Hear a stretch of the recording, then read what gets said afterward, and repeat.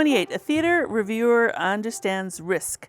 The theatre company will incur or assume levels of risk, either by the people they hire or by the work being presented. A reviewer or critic is aware of this risk and able to assess to what extent the risk paid off.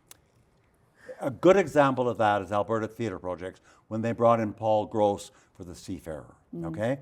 And people said, but he was in, he's in such a silly role. That was his choice. That was not the role he was offered, but that was the role he wanted to do. And he said, I didn't want to be the star. I was the star anyway. I was the name. I was, they were selling it on me, but I didn't want to also, be the main actor.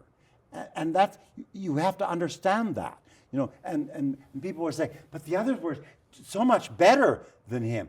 They were in the showier roles.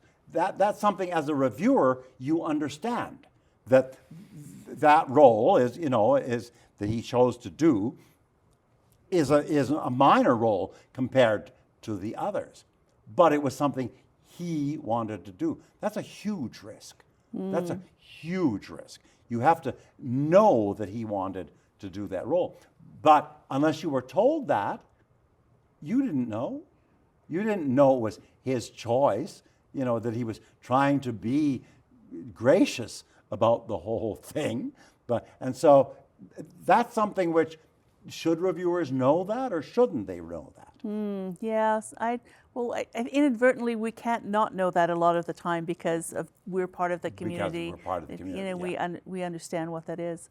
I think I see the financial risk sometimes when the mandate is a little wobbly, or they want to push a different kind of genre in the theatre, or if they want to expand, and so they take a risk into something and then they see if it pays off as well, and that has a financial repercussion as well.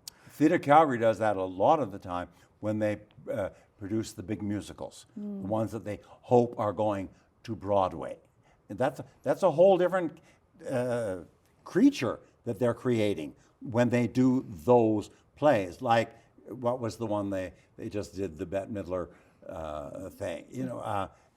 That play they were producing with the hopes of it going to Broadway. And so that's a whole different kettle of fish. That's a whole different thing than just putting on a musical for your audiences. Yes. Yeah. And that's a huge financial risk. Luckily, they had backers who were willing to come in and give the money. But if they were trying to do that on their own, you just can't do that, is what I'm saying. And that's what you're saying, is that you're trying to push your theater in a different way, so you're taking a big risk by putting money into something that is very, very iffy to begin with.